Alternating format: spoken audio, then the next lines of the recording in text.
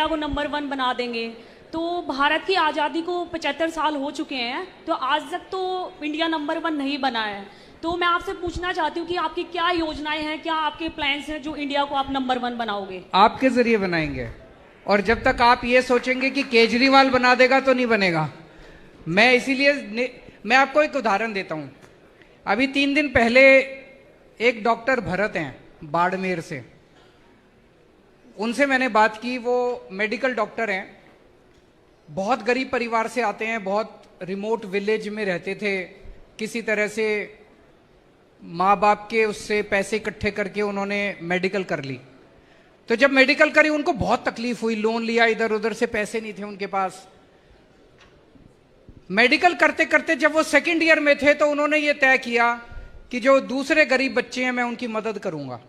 उसके खुद की जेब में पैसे नहीं है और उसने कहा कि मैं मदद करूंगा। उसने 50-50 ऑर्गेनाइजेशन चालू करी, जिसमें हर साल वो 50 बच्चों को इकट्ठा करता है, गरीब बच्चों को, अनाथ बच्चों को, कई ऐसे बच्चे जिन्होंने पढ़ाई छोड़ दी 11वीं के बाद, ऐसे बिल्कुल गरीब से गरीब बच्चों को इकट्ठा करके कहता है मैं फ्री में उनको ट्यूशन देता हूं। और उसने कहीं से एक बिल्डिंग डोनेशन में ले ली, 2-4 और लोगों से डोनेशन लेके वो 50 बच्चों को वहां पे रेजिडेंशियल रखता है। उनके खाने पीने का सबका खर्चा डोनेशन से करता है। हर साल 50-50 बच्चों को लेता है। 10 साल हुए, लगभग 500 के करीब बच्चे उसने करे होंगे। 65 बच्चों को वो मेडिकल में एडमिट करवा चुका है। उन 65 में से 10 बच्चों को एम्स में, ऑल इंडिया मेडिकल के अंदर उसने एडमिट करवा दिया। जब हमारा सारा देश इकट्ठा हो जाएगा ना, 130 करोड़ लोग, भारत दुनिया का नंबर 1 देश बन जाएगा। और अगर आपने नेताओं के भरोसे छोड़ दिया, ये जिन MP MLAs की आप स्टडी कर रही हो, तो कभी नहीं होने वाला। इन्होंने 75 साल खराब कर दिए और 75 साल खराब कर देंगे। हम अगर एक साथ इकट्ठे हो गए तो इन नेताओं को भी हमारी सुननी पड़ेगी। फिर सारे, जैसे मैं आपको एक उदाहरण देता हूं, भी 3 दिन पहले प्रधानमंत्री जी ने एक अच्छा ऐलान करा। उन्होंने कहा पूरे देश में 14,500 सरकारी स्कूलों को ठीक करेंगे। बहुत अच्छी बात है, 14,500 सरकारी स्कूल। मेरा यह कहना है देश में 10.5 लाख स्कूल हैं सरकारी। अभी पहली बार में 14,500 करेंगे तो ये 10 लाख सरकारी स्कूलों का तो 100 साल में भी नंबर नहीं आएगा। ऐसा क्यों नहीं कर सकते? सारी राज्य सरकारों को एक साथ लेते हैं और ये 10.5 लाख के 10.5 लाख स्कूलों को एक साथ ठीक करने का प्लान क्यों नहीं बनाते? बना सकते हैं। हमने दिल्ली के अंदर हमने सारे स्कूल एक साथ ठीक कर दिए। मान साहब ने कसम खाई है अगले 5 साल में पंजाब के सारे स्कूल ठीक कर देंगे। अगर 5 साल में हम 2 राज्यों के स्कूल ठीक कर सकते हैं तो केंद्र सरकार 5 साल में पूरे देश के सारे 10.5 लाख स्कूल तो ठीक कर ही सकती है। अब वॉर मिशन पे काम करना पड़ेगा, युद्ध स्तर के ऊपर काम करना पड़ेगा, तब आगे बढ़ेगा। लेकिन काम आपने करना पड़ेगा। आप अगर नेताओं से सोचोगे ये भारत को नंबर 1, उन्होंने कोई इंटरेस्ट नहीं है। वो तो ये देखेंगे उनके दोस्त को दुनिया का नंबर 1 अमीर आदमी कैसे बनाया जाए। Thank you sir.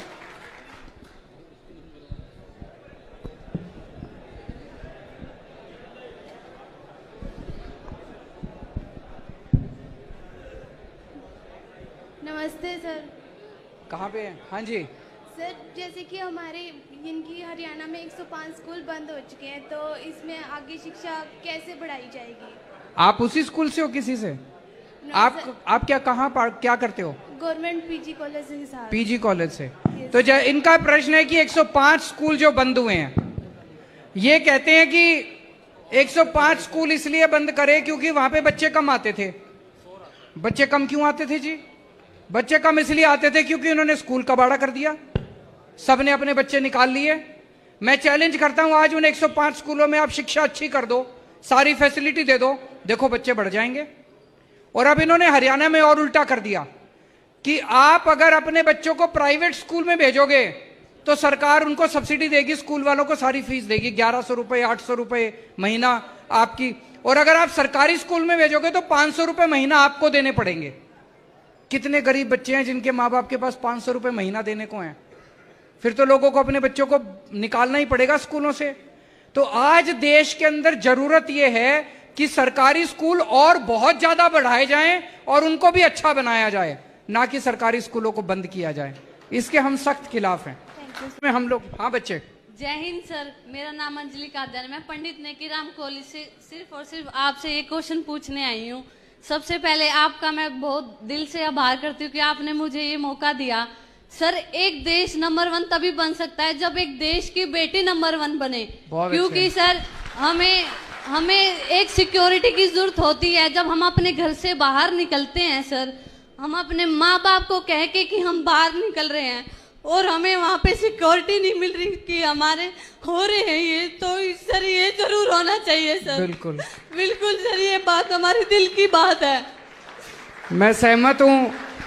ये इनके दिल की बात इन्होंने अपनी नहीं, बल्कि जितनी बेटियां आज अपने घर से कॉलेज के लिए निकलती है, किसी काम के लिए निकलती है, उनके माँ बाप को इतनी चिंता रहती है कि पता नहीं सुरक्षित वापस आएगी क्या। बच्चियों को इतनी चिंता रहती है कि हम सुरक्षित वापस जा पाएंगे क्या।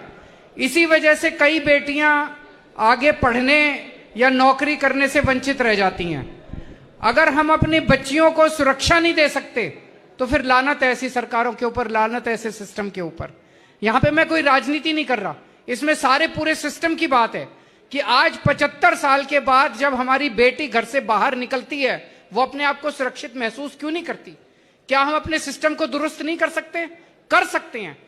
जब भगवंत जी की सरकार बनी थी पंजाब के अंदर, हम घर घर में जाके यही बोलते थे कि ऐसा क्यों है कि उनको सुरक्षा नहीं मिलती। ऐसा इसलिए होता है क्योंकि जब एसपी की, डीएसपी की, आईजी की, डीआईजी की, इनकी ट्रांसफर पोस्टिंग होती है तो उसमें पैसे चलते हैं। जब उसमें पैसे चलते हैं, कोई पैसे देके एसपी बनेगा, कोई पैसे देके डीएसपी बनेगा, तो फिर वो तो बलात्कारी के साथ ही जाएगा। फिर जब किसी लड़की के साथ छेड़खानी होगी तो वो बलात्कारी से पैसे लेके पैसे निकालेगा अपने। जब से ये बने हैं, एक भी ट्रांसफर पोस्टिंग में, पुलिस की एक भी ट्रांसफर पोस्टिंग में पंजाब में पैसे नहीं चलते। जाके पूछ लो किसी से भी।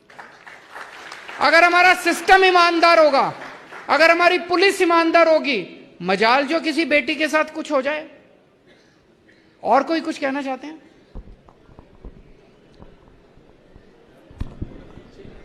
सर, सबसे पहले नमस्कार आपको। मेरा नाम नितिन वर्मा है और सर हम आपकी आवाज़ सुनने के लिए सर हम आपके बहुत थैंकफुल हैं सर। आज सबसे पहले सर, कहाँ से हो? सर मैं रोहतक से हूँ और सर मैं गवर्नमेंट जॉब करता था, मैंने गवर्नमेंट जॉब छोड़ी है। और सर मेरा क्वेश्चन सर अरविंद सर आपसे है कि सर जिस प्रकार हमारे रोहतक में पीजीआई कर्मचारी लगने के लिए करीबन 3 लाख रुपए तक देने पड़ते हैं भ्रष्टाचार के उसमें सर, तो क्या सर इसका कभी अंत हो पाएगा? दिल्ली में हो गया, पंजाब में भी हो गया। Thank you sir, thank you. ईमानदार सरकार चाहिए। Thank you so much. मैं आप लोगों के साथ कुछ एक्सपीरियंसेस शेयर करना चाहता हूं। मेरे ऊपर आरोप लगता है कि केजरीवाल शिक्षा फ्री में क्यों देता है, केजरीवाल दवाइयां फ्री में क्यों देता है, लोगों का इलाज फ्री में क्यों कराता है। ये तो फ्री भी है, फ्री भी है, फ्री भी है, फ्री भी है, फ्री की रेवड़ी है। एक चीज बताओ, मैं अपने पैसे से तो दे नहीं सकता, मेरे पास तो पैसा है नहीं। दिल्ली सरकार ने कोई कर्जा नहीं लिया कहीं से, एक भी पैसे का कर्जा नहीं है हमारी सरकार के ऊपर। दिल्ली सरकार घाटे में नहीं चल रही, जब से हमारी सरकार आई है नफे में चल रही है, पॉजिटिव चल रही है सरकार। हमने क्या किया? हमने करप्शन खत्म कर दिया। करप्शन खत्म करके पैसे बचने लगे, पैसे बचने लगे, उससे नए नए स्कूल बनवा दिए, बच्चों की शिक्षा मुफ्त कर दी, सबका इलाज मुफ्त कर दिया। फिर जब और पैसे बच गए तो बिजली भी मुफ्त कर दी, फिर और पैसे बच गए तो सड़कें भी बना दी और पानी भी मुफ्त कर दिया। तो भ्रष्टाचार खत्म। पहले कहते थे क्या भ्रष्टाचार खत्म हो सकता है? हो सकता है, करके दिखाया है। दिल्ली में भी किया है, अब पंजाब में करके दिखा रहे हैं।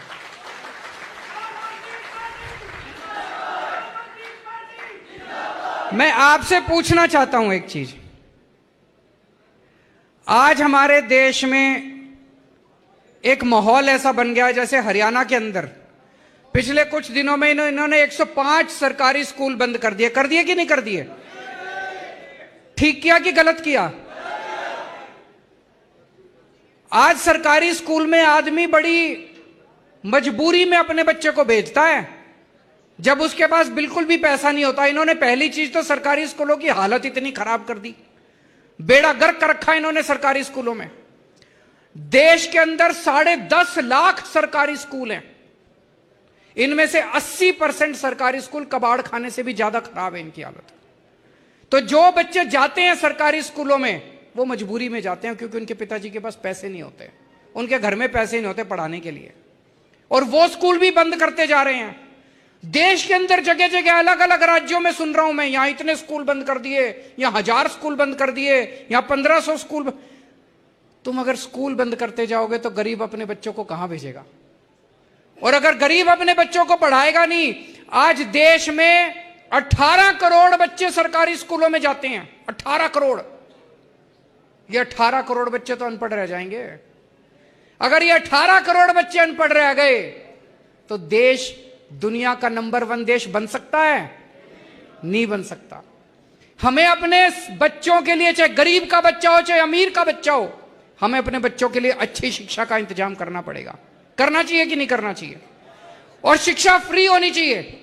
दुनिया का कोई भी डेवलप्ड कंट्री उठा के देख लो, अमेरिका उठा के देख लो, लंदन उठा के देख लो, जापान उठा के, हर देश ने अपने बच्चों के लिए अच्छी शिक्षा का इंतजाम करा था। गरीब के लिए भी अमीर के लिए भी उन्होंने अच्छी शिक्षा का इंतजाम करा था, इसलिए वो अमीर बने।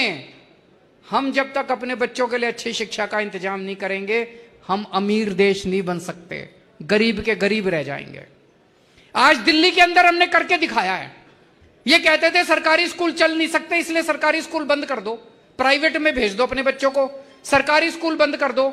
हमने दिल्ली में सरकारी स्कूल ठीक करके दिखा दिए। आपने देखा, जाके देखे दिल्ली के अंदर? दिल्ली में सरकारी स्कूल इतने शानदार कर दिए, पिछले साल 4 लाख बच्चों ने अपने प्राइवेट स्कूलों से नाम कटा के सरकारी स्कूल में भर्ती हुए हैं। अमीर लोग भी अब अपने बच्चों को सरकारी स्कूलों में भेज रहे हैं।